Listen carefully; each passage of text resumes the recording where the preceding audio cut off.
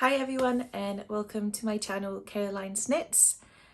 My name is Karoline and I live in Scotland with my partner Ben and our puppy Fela, who's just about to take a nap, so let's see how much of a menace she'll be today. I am originally Danish. I've been knitting now. In May it will have been 2 years, so time really does fly. On this channel I talk about everything that I have been working on recently. I am sure I'm not the only podcaster saying this in these days, but with the way, with what's happening in Ukraine right now, I found it really difficult to sort of know how appropriate it is to film, how appropriate it is to do certain things. So I just want to acknowledge that obviously this is going on and it's horrible, and in all of this, knitting can feel a bit insignificant at times, but I'm hoping that if you're here watching it, that you're looking for a bit of escapism that I think we are all looking for in these times. So that's what I hope this video today will provide for you. I'm also quickly going to close the window or we're going to hear lots of traffic. Right, going to sit back down. So it's, to be honest, I wasn't really planning to film just now, but it's been long enough that I thought it might be good to have sort of an episode in between. I think sometimes when you film these podcasts, you can feel like you have to have lots to show, that every time, you know, you basically have to have like lots of finished things and have big and beautiful projects that you feel like you've made lots of progress on. And as someone who mainly knits garments, I don't really feel like I've made lots of progress. But then when I was tallying up, it's maybe more than I kind of felt like I had. So I thought, you know what, I'm just gonna film today. It also means that there's less things to talk about next time, and sometimes that can be good so the videos aren't too long. So I'm hoping today won't be too long. It is pre-lunchtime walk for Fela, so she's very tired. This morning on our walk she found a ball, and she was unbelievably excited by this. So to sort of calm her down, I gave her a bone to chew this morning, and now she spent all morning tiring herself out on that, so she's definitely due a long nap. Anyway, enough about the puppy. I can talk about her for hours, so let's actually get on to some knitting chat. Let's start with what I'm wearing today. So this was one of my finished objects last time. This is my marble sweater designed by Petite Knit. I knitted this in 1 strand Lanigato Anise and 1 strand Gepard Chunky Knit Mohair, Chunky Knit Fat Mohair, something like that, which is one of those hand-dyed chunky mohairs. It is an incredibly easy knit, being on very thick needles. It is a sweater that I knitted to be comfy in at home. And I will say, I have definitely learnt my lesson that I don't understand this new obsession with knitting ribbing on the same size as the rest of the garment unless you have like a ribbing gauge. I think you can easily end up like me, because my gauge is often looser on ribbing, so that, yeah, I just feel like the ribbing would have been nicer had I knitted it on the needle 1 or 2 needle sizes smaller, essentially, just to get a little bit of a tighter fit. I don't think I'd go back and change it, because this is literally just a sweater I'd wear really casually and comfortably, and it's great for that. I do think this kind of is an in-between, like a chunky knit but not a very chunky knit, especially because I only use 2 strands compared to, I think the original was knit using 3 strands, and recently she just put up a neutral one using 4 strands, which I feel like would be really heavy. So anyway, I thought I'd wear that today for a bit of a casual comfy outfit. What have I finished since last time? So to be honest, not very much. This is one of them that I have had on my list for a while. So this is the school run headband from designed by my lovely friend Penrose Knits.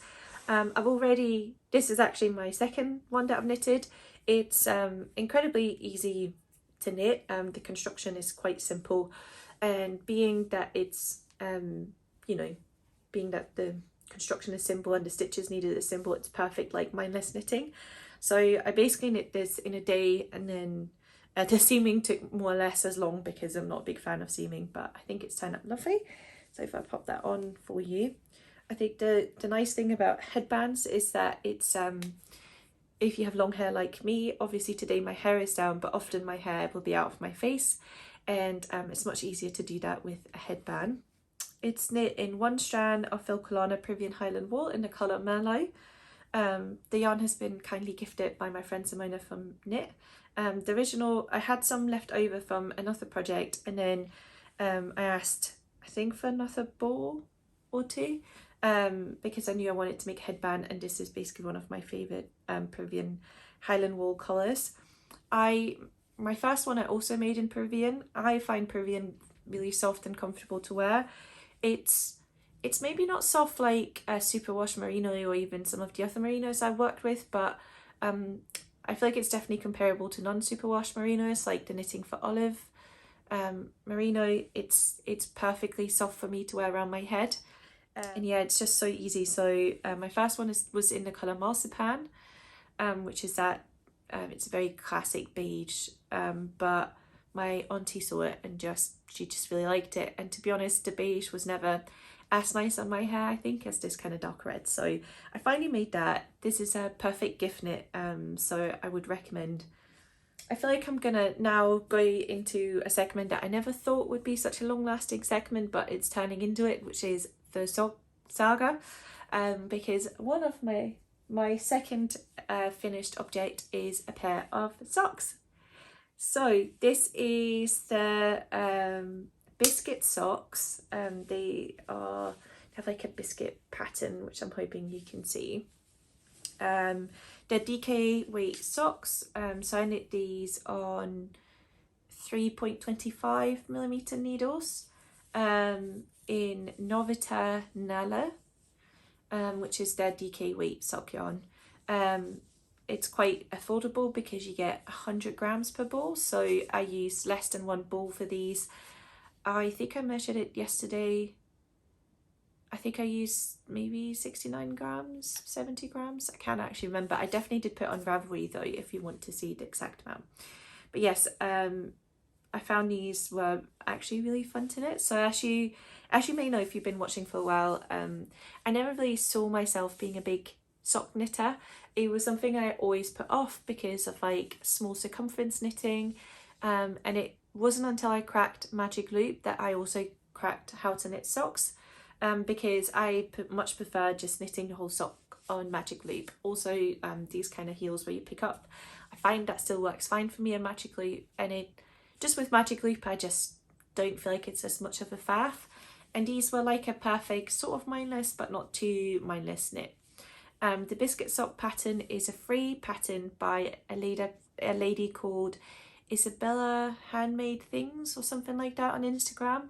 I actually found this particular pattern because someone who I'm friends with on Ravelry had liked it. I didn't realise there was a feature on Ravelry because I don't use it very much, and I was scrolling through and I saw this pattern, and yeah, I just really liked the look of it. Thought it was a perfect, like, something's happening but not too much.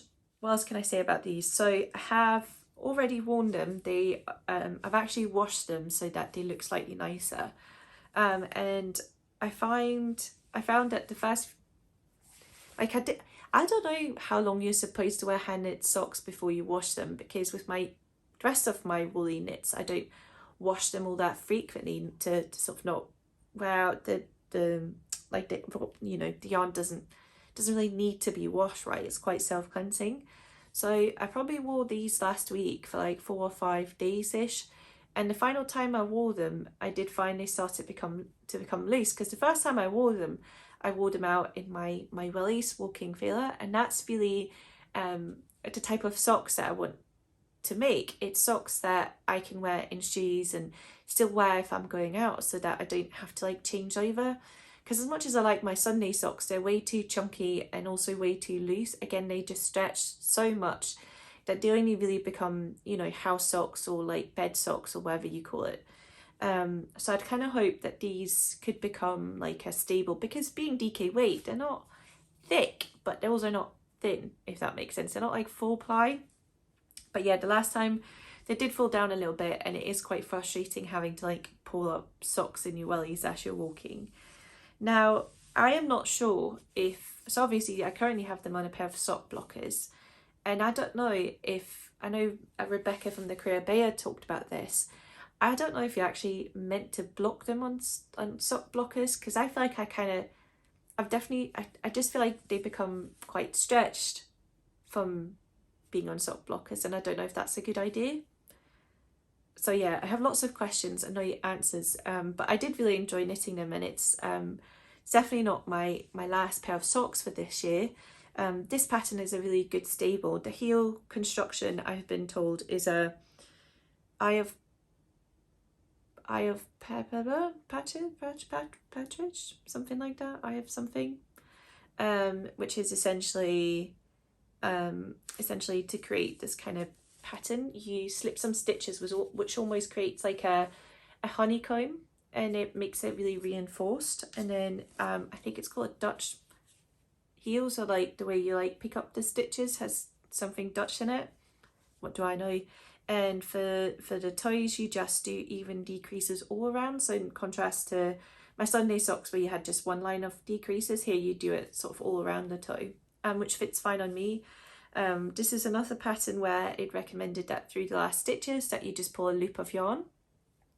But I decided to do Kitchener stitch, maybe not the neatest, but I don't like pulling the yarn together. I find over time, no matter how much you feel like you've tightened it on the back, it's just like there's a little hole on the tip of the sock. So that's one adjustment. And the final adjustment I made to the pattern was I just knit one knit one purl ribbing instead of two knit two purl ribbing, and I did an Italian cast on because I wasn't sure what kind of elastic cast on I should do. I had a quick look at the German one, and it just old German, old Norwegian, something like that one, which meant to be extra elastic, and it just looked too confusing, so I just stuck with what I knew. Italian cast on doesn't take me very long, and I think it creates quite a good fit. I know lots of people prefer slightly shorter socks, but I don't know what it is about me, but I must have really long legs because all my jeans are too short. They're always like, yeah, basically I need long socks to keep warm angles. So that is something I've been working on and thoroughly enjoying. Once I kind of got started, I kind of didn't want to stop, which is also why, before we move on from this segment, I'm going to show you my other whip. This is in my Sysleriget project bag.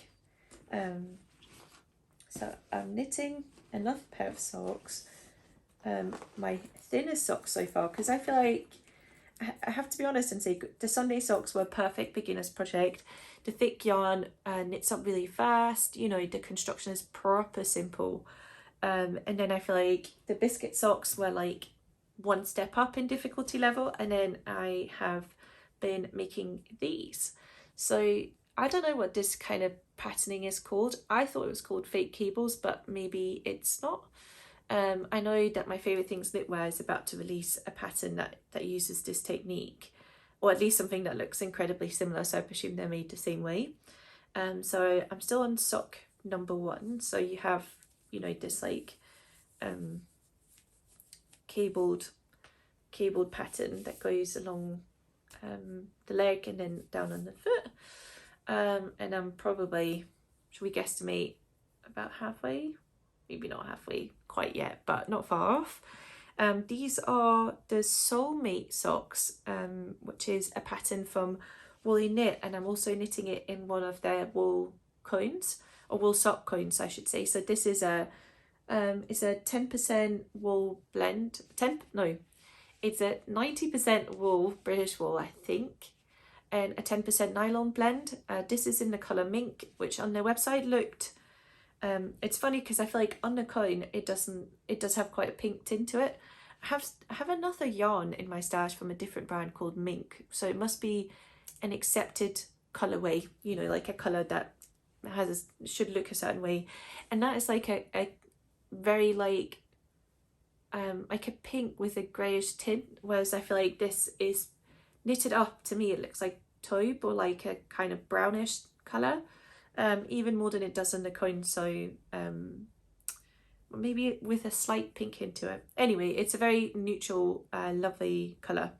So Woolyknit obviously got made famous by my lovely friend Rebecca, and when I was placing an order, it was before I'd really got into sock knitting, but the coins are really cheap. So this is a 200-gram 3-ply coin, so my understanding is it's ever so slightly thinner than fingering, meaning you probably would, I don't think gauge wise you'd notice it too much, but I'll have to measure the bottom part of the sock and see basically what I get. But you do get a lot of yarn for your money because it's 200 grams, and they do an offer that from last time I checked they still do, where if you buy 2 coins and you get this like sock pattern made by them, you only pay £12, which for 400 grams of 3-ply sock yarn I think is quite good. When I first started knitting with it, it certainly is not like a Veta, right? Like it's not like a really soft superwash merino sock yarn. It definitely has a bit more, at first I described it a bit like twine. It is quite rough, but the more I've gotten into knitting with it, the less I've kind of noticed it. Similar to the project I'll show you later that I'm knitting in silk, I'm finding that the trick for me to get the tension, like to basically tension a yarn in a way that makes it comfortable, is I wrap it around my little finger before I wrap it around my index finger. I'm a continental knitter, and I find that when I basically do that, that then I can really get like a comfortable hold on the yarn, and it doesn't really feel like I'm knitting in really thin yarn. I found that the first like few rows, I think as you kind of get into the pattern, I feel like you always like, at least I do, I always tense up and hold things much tighter, and it's much more uncomfortable. But as I kind of got into it, the cables themselves is over only 4 rounds. It's a repeat over 4 rounds, and once you kind of have it down, it's quite easy to do. Another benefit of it is that it's quite easy, so I basically drop some stitches or something like that, because I knit these on magic loop. I'm sure we've all tried that, you know, you push a needle and all of a sudden you've lost a few stitches. And what I really like for something that looks like quite complicated lace, you know, one of my biggest fears about knitting lace is what do you actually do if you drop stitches, right? Because once a stitch is dropped, if it runs down far enough, it can be incredibly hard to pick up. But actually I ended up having 0 issues picking up the stitch and getting the pattern back, which I think is to do with the way the fake cables are made. That just makes it really forgiving. So I would really recommend that if you're fairly new to lace knitting. I feel like this is the type of thing most people could learn how to do. I don't know what this type of heel is called. Laura from Penrose Knits did tell me, and I've forgotten, but I think it's a variation of a short row heel. So you basically knit and turn, so you create this inner part, and then as you do the second part, you start picking the stitches back up, which kind of creates this kind of heel, in contrast to this kind of heel, which is like quite straight, you know. So like here the line is straight and here it's curved. Obviously I'm clearly no sock expert, and that's also why I've kind of stick to the heels described in the patterns I'm knitting for the next wee while, to see if I prefer certain fit over others, because honestly I have no idea if I will. Obviously I feel like this kind of heel is the most similar to what you get in commercial socks, so I'm hoping it fits well. And if it doesn't, you know, the good thing about this, first of all, this is incredibly stretchy, so I think that the lace itself is quite a forgiving lace. And if it doesn't fit, as long as you've enjoyed knitting it, sometimes that's all right as well. So what else do I have to say? So I think something that has made knitting these extra enjoyable is that I find that for my interchangeable needles that undersized 3.5mm needles, that they have a tendency to unscrew themselves, and so for anything smaller than that, I just prefer fixed circulars. I just find that, I don't know if it's the way I knit on smaller needles, but I seem to untwist them, and there's nothing worse than a cable that untwists itself and you drop loads of stitches. I had it happen to me on the first sweater, and dropping stitches in half fisherman's rib is definitely not as easy to pick up as this. So when I finished the biscuit socks, I was desperate to knit more socks, and I just basically looked at what was in my stash and was like, I have to use something that's in my stash. And I decided, you know, that with Rebecca running like a cone along, I was like, this is my chance to be part of a knit along and to use some of that yarn in my stash. So I basically just decided to cast on these, but I needed needles. So I was like, I'm quite enjoying socks, and I really want to invest in nicer interchangeable needles. I've spoken about needles quite a lot. About a year ago, I feel like I really seriously started considering splurging for a really nice pair of interchangeables, and the one that comes up again and again as everyone's favourite is obviously Tiago. And I was like, before I splurge out, because I'm that type of person, I would probably end up spending 150 quid on a needle set to then not like it. I was like, I'm gonna try the fixed circulars to see how much of a difference does it actually make, and if I buy it in these tiny sock sizes, I would probably do that anyway, because it's always nice that, you know, if you're knitting a pair of socks, you can just keep the needles on them like forever. You know, that, you know, even if you're knitting a garment, you could always have a pair of socks going on the needles. So I bought two fixed circulars. I bought these ones I'm knitting on right now are the 2.25, and then I also bought the 2.5 millimeter needles as well.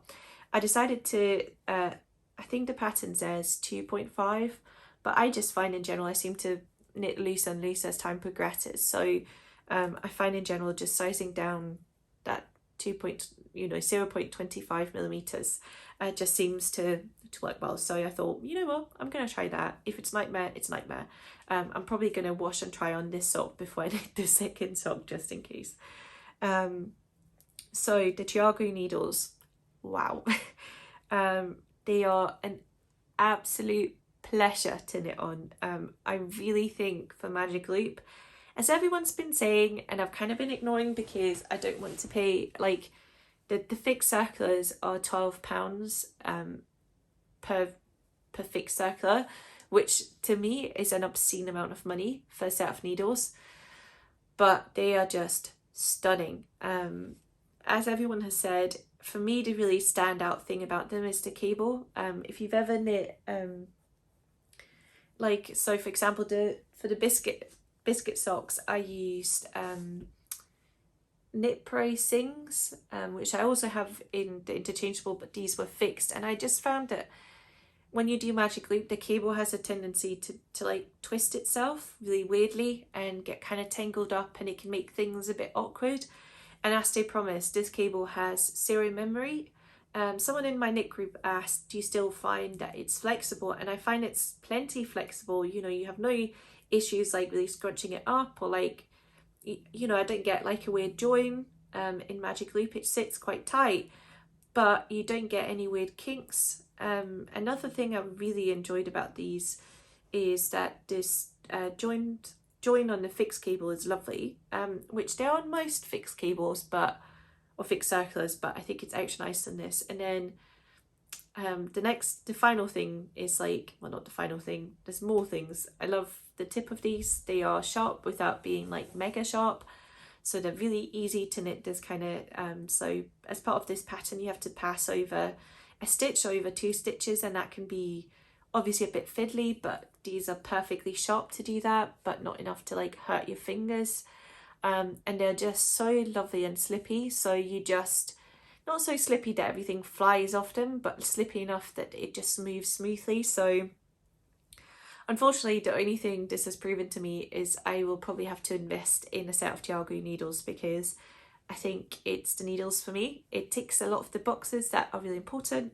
I do prefer in general knitting on metal, and yeah, the tips are just lovely. So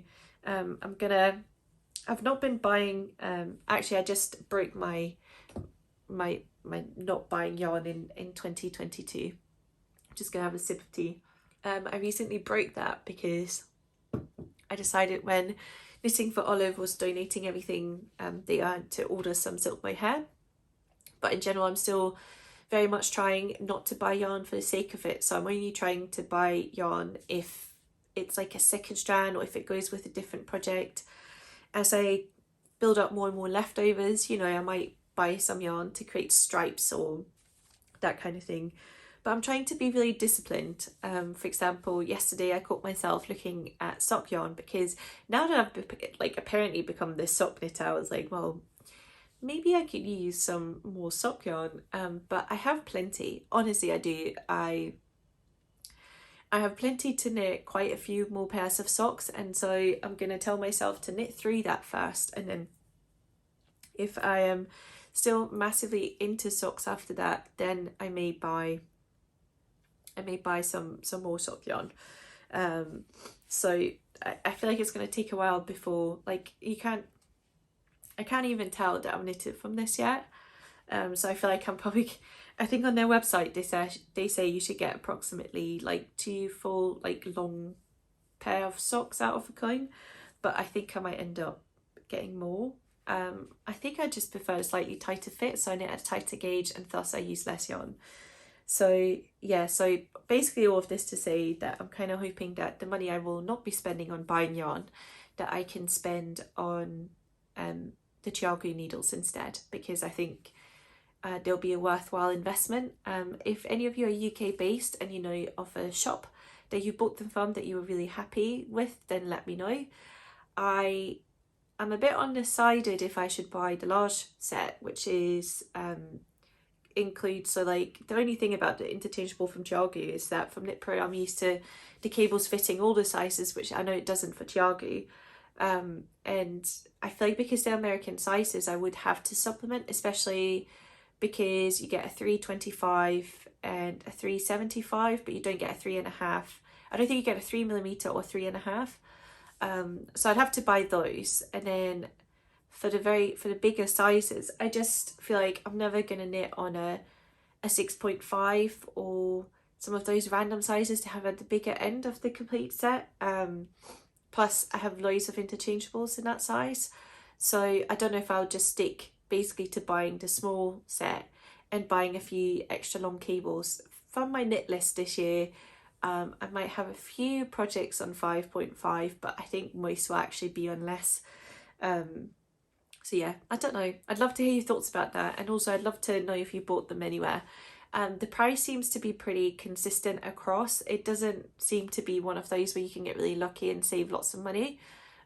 So yeah, I don't think I'm really going to be able to not have to shout about. I think 150 for the complete set. I think it's about 100 for the smaller sets with like half the sizes. Oh, that was a big stretch, Vela. It's a tough life. She much prefer it when I'm sat down on the bed to sleep. Anyway, was this enough rambles about socks? I feel like it was. So I hope I can show you a complete pair next time. And no, I can't believe either that I am knitting 3-ply socks and loving it. Definitely never saw that coming, but I think it's just a sign that sometimes when you find a technique that really works for you,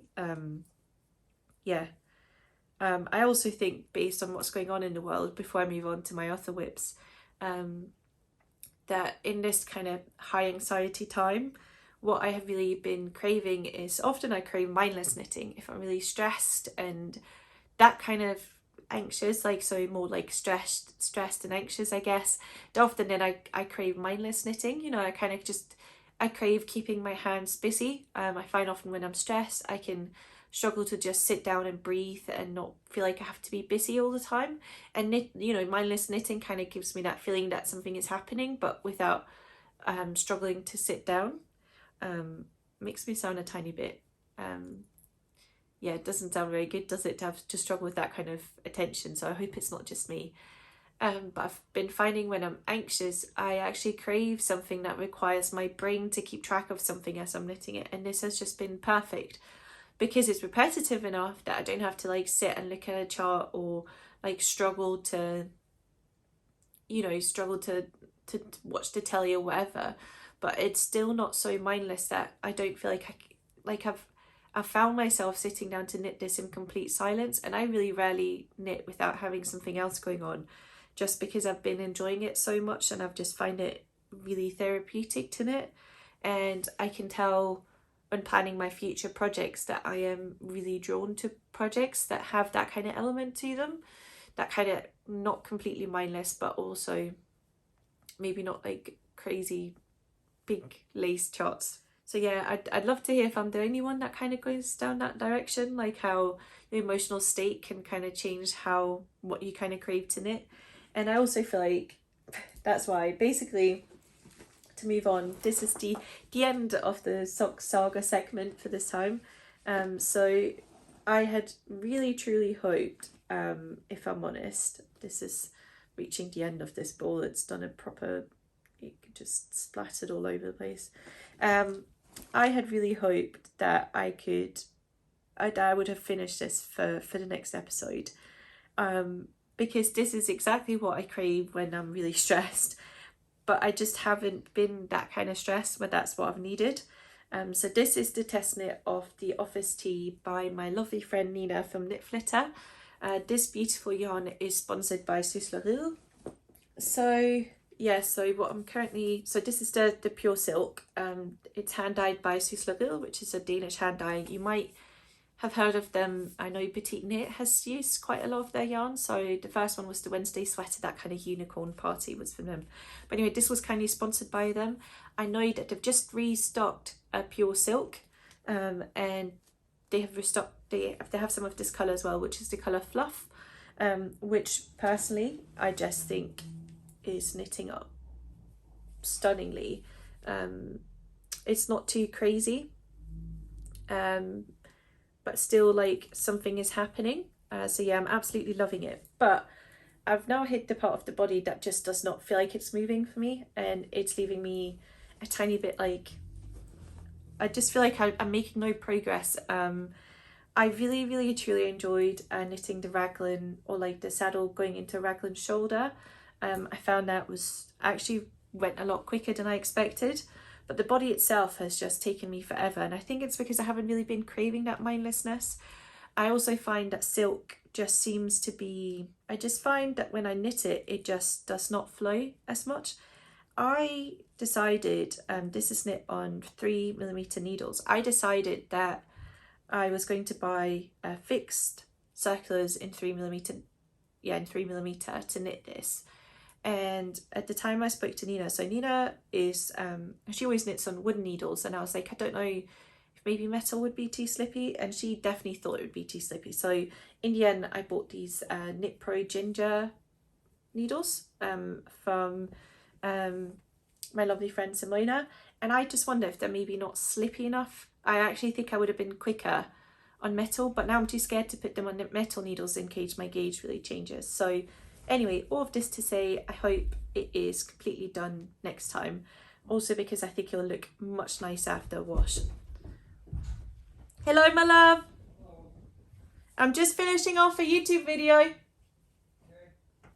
And on that cue, my partner's home, so I'm not going to chat for much longer. I've chatted plenty today anyway, so I'm going to show you my final whip, and I'm not going to talk much about it, because last time I said that I was trying to think of ways that I could create some different kind of videos for my channel, because I thought this format was feeling a little bit uninspiring to me.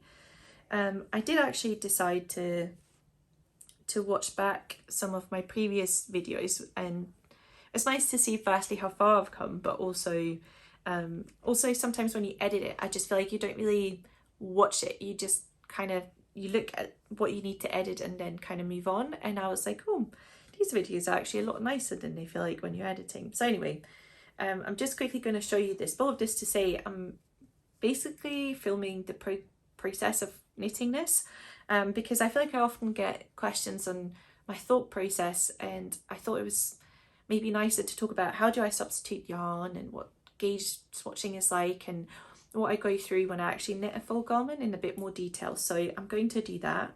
This is going to be the Fridagscardigan from Aftenstrikk, and I'm knitting it in, let's see if I can't find 2 unused balls. I'm knitting it in 2 strands. I'm knitting it in Peer Gynt. This was kindly gifted by Simona. And 1 strand of Midnatssol in Hvid or white. I bought this for different, I actually bought this for a comb from Woolyknit. But when I gauge swatch which is hiding somewhere in this bag where it's been living. There's one. I don't know where, there it is, the other one. So I talk about this more in the video, so I'm just going to be repeating myself, aren't I? But anyway, when I made the bigger swatch, I was actually planning to knit it purely in Pigund. This is a sandless quality that's 100% Norwegian wool, so it's quite a rustic wool. And it just didn't get the density that I kind of wanted it, even after washing and blocking. I just thought it looked a little bit like too see-through, and it didn't really have much drape. It almost turned a bit stiff. So I thought about what I had in my stash, not wanting to go out and buy something. And I'm sure I'm not the only one, but I'm really bad for being like, well, I bought this for specific, you know, I bought this for different yarn, and I was like, oh, I don't know if I should use it, but I decided to get out of my head and just use it, because what a waste it would be to have like a second strand and go about the same second strand to buy this exact anyway, you know what I mean. And hopefully I'm not the only one. So I decided that it was better that it was getting used in a project now than get used in a project in the future. Just because I thought when I gauge swatched it, if I hold them up, hopefully you can, especially here on the what is that called, double moss stitch, I thought that with the fluff it was much nicer. So this is obviously not going to, it has like cables and stuff. I think it'll be similar to the socks, mindless enough that I can knit it while watching certain television shows, but not completely mindless. So once I really want to give a good, I really need to focus on the tee. Nina's hoping to release it mid-March, so I'm going to basically finish as much of the body as I can and then knit a sleeve and see how the fit is, and she's happy with that. So that's sort of the next step. But after that, I hope the Fridagscardigan can get a bit more focus for me. So hopefully next time I see you, I will actually have some of the interesting pattern to show. And that's really all I had to talk about today. The puppy has come back up. It's probably about to bring me a bone. Fila, hi, what are you doing? What are you doing? Are you coming to say hi? So looks like that was a long enough nap time if you ask Fila. So I should probably go entertain her. I just want to say thank you so much for watching, and I will see you soon. Bye.